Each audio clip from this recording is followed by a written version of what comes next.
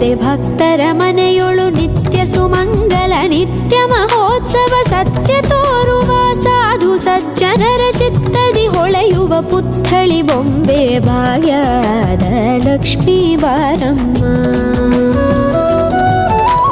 ಸಂಖ್ಯೆ ಇಲ್ಲದ ಭಾಗ್ಯವ ಕೊಟ್ಟು ಕಂಕಣ ಕೈಯಾದಿರುವುತ ಬಾರೆ ಕುಂಕುಮಾಂಕಿತೆ ಪಲ್ಕಜಲೋಚನೆ ವೆಂಕಟರಮಣನ ಬಿಂಕದ ರಾಣಿ ಭಾಗ್ಯದ ಲಕ್ಷ್ಮೀ ಬಾರಮ್ಮ.